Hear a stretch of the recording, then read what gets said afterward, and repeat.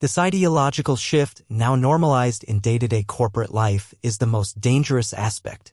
It doesn't need to shout to be effective. It operates subtly, efficiently, with discipline. Meanwhile, those who still name what is happening, those who still speak out, become isolated, marked, made invisible by omission or through direct censorship. Because now there is no need for an explicit policy to exclude us. Generalized silence is enough. The absence of support is enough. The presence of fear is enough.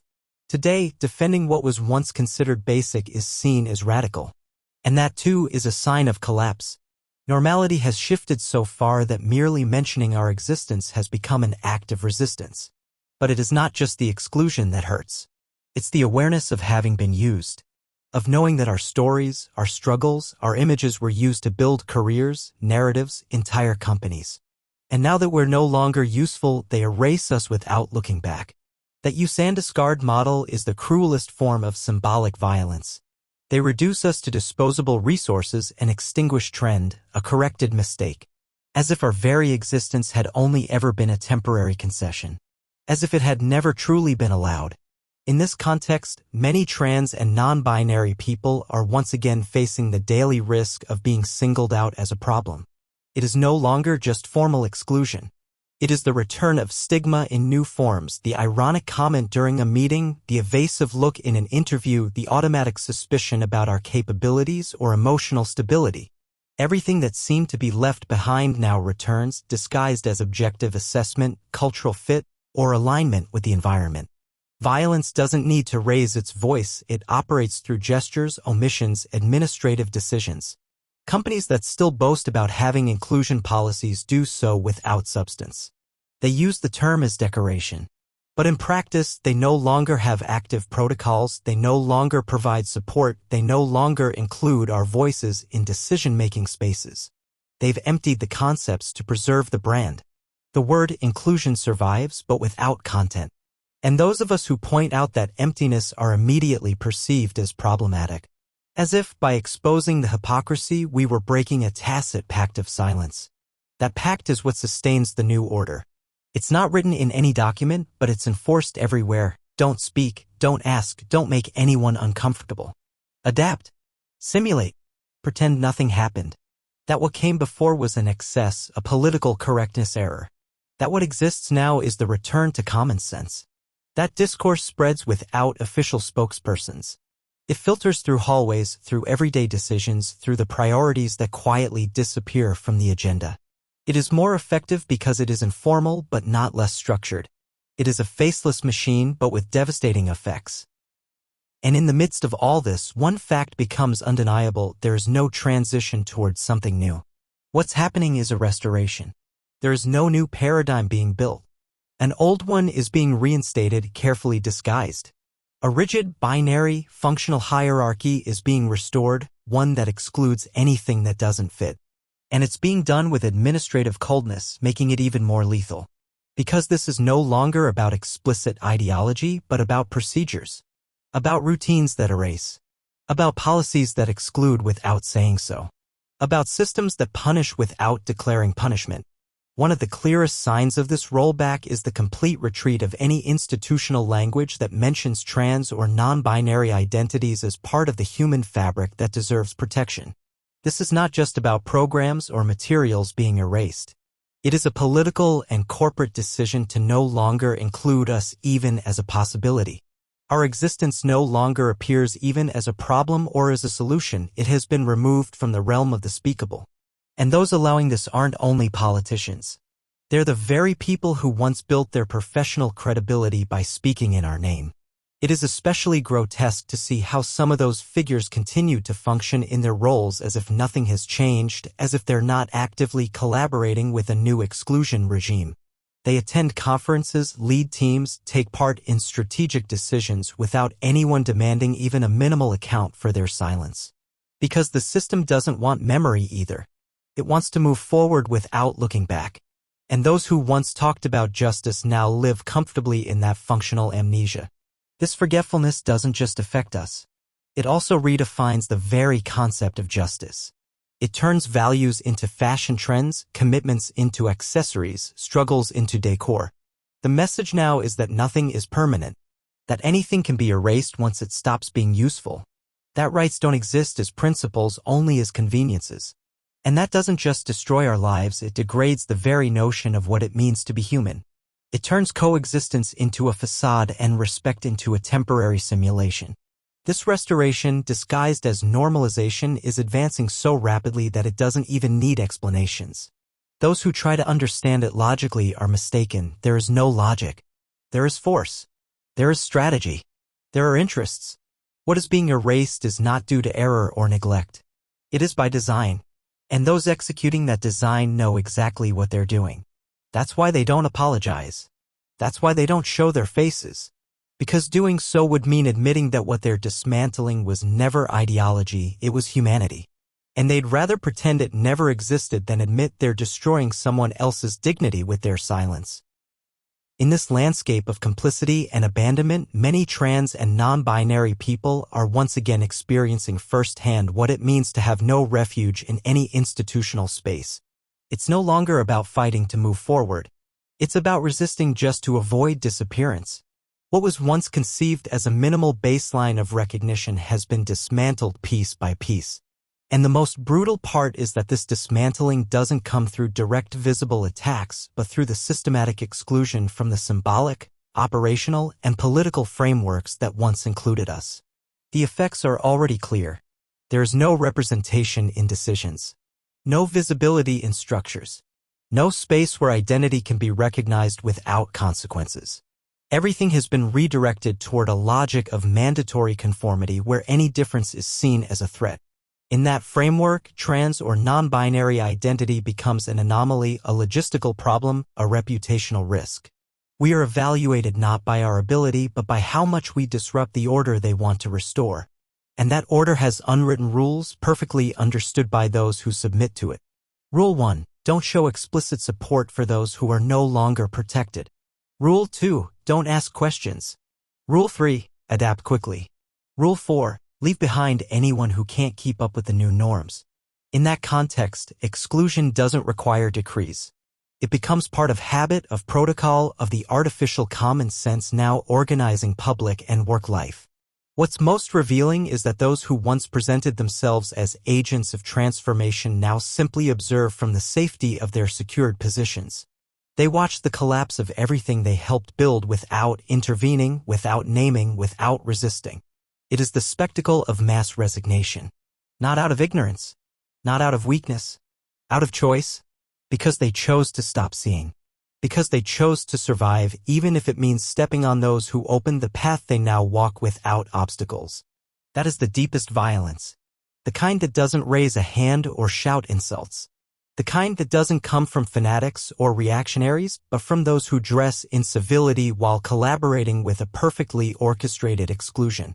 And they do so with surgical coldness, cleaning their profiles, adjusting their discourse, avoiding uncomfortable words, omitting references, and continuing as if history were not demanding a stance from them.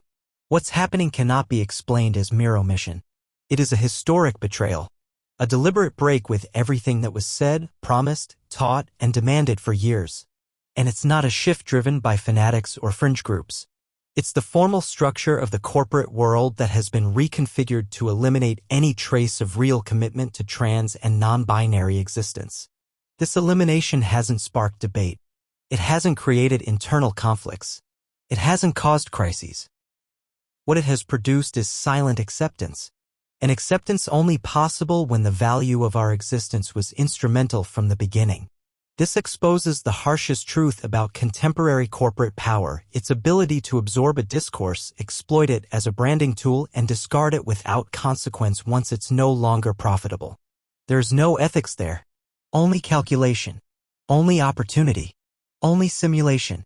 The people who took part in that simulation, those who for years preached values while benefiting from our visibility, now live with the comfort of knowing no one will hold them accountable.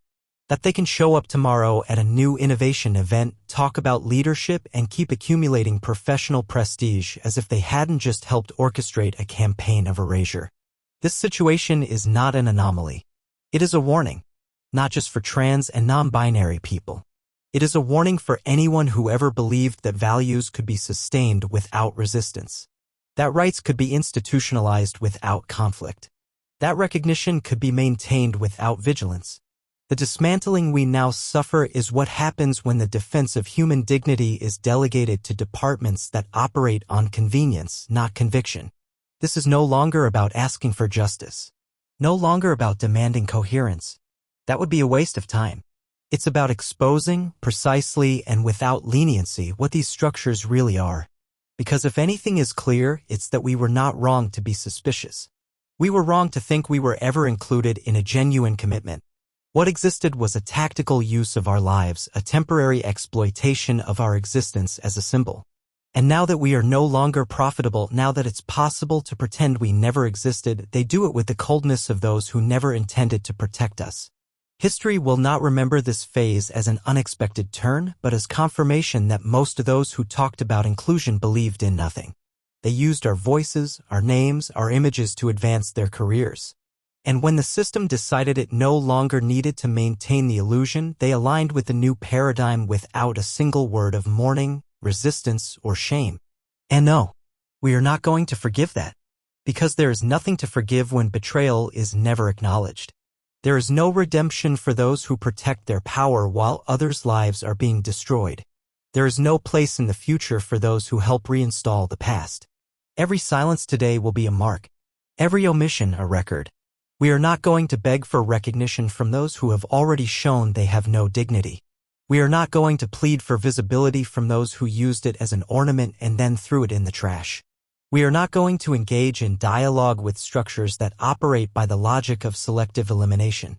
We have seen how they work, how they wash their hands, how they adjust their discourse, how they rally around any new slogan that lets them survive another cycle. There is nothing to discuss with those who, having had every tool to resist, chose to collaborate. Nor will we share space with people who only define themselves as diverse when it's convenient, who build fleeting alliances, who betray the moment they feel they might lose access to power. You cannot build anything with those who remain silent while we are being dismantled. You cannot trust those who repeat that now is not the time, that it's not strategic, that it's not worth the risk, because that logic is precisely what sustains impunity. That is the foundation on which the new order is built. Submission disguised as pragmatism. They want us to adapt, to accept the new conditions, to return to the symbolic, institutional, and administrative closet, to learn not to make noise, not to demand, not to exist with our own names. But we will not do that, because we already have. We know what it means. We've lived it, and we are not going to take a single step backward to preserve someone else's comfort. Because what is at stake is not our inclusion in a company or a protocol. What is at stake is the very possibility of living without being systematically erased by a society that pretended to have accepted us. No one is going to write statements of regret. No one is going to publish self-criticisms. No one is going to apologize, because that would require at least a minimal awareness of having done harm. And they don't think they've done harm. They think they did what was necessary, what was convenient, what was professional. That's why they're still there with their empty discourse, their technical language, their false neutrality. And that's why it is so important that all of this be written, said, denounced without euphemism. Because if we don't do it, no one else will. This is not rage that drives these words. It is memory. It is precision. It is historical responsibility. Because what we are witnessing is not simply an institutional retreat. It is a deliberate act of erasure, sustained and justified by those who should be denouncing it. And we will remember it. We will say their names when needed. We will point out their silences. We will record every omission.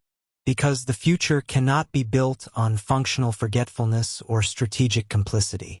It must be built knowing exactly who stood with us and who didn't, who stayed and who left, who resisted and who sold their loyalty to the highest bidder. If they want us to disappear, they will have to endure us naming what they're doing. If they want to erase our names from manuals, from training, from policies, they will have to read them louder and clearer in texts like this one. Because if we have learned anything through all these years, it is how to survive contempt, hypocrisy, and the elegant violence of those who wear civility but act like executioners. We know how to recognize them. We know how to identify them. And we will not let them hide behind the excuse of inevitability. We have been used, betrayed, erased, and discarded. But we are not broken. We are clear-eyed. And we will not share silence with those who have already decided to be complicit. The price of their comfort will be carrying the responsibility for the moral collapse they helped bring about. We will not pretend. We will not tone it down. We will not be silent. Because this time, silence will not win.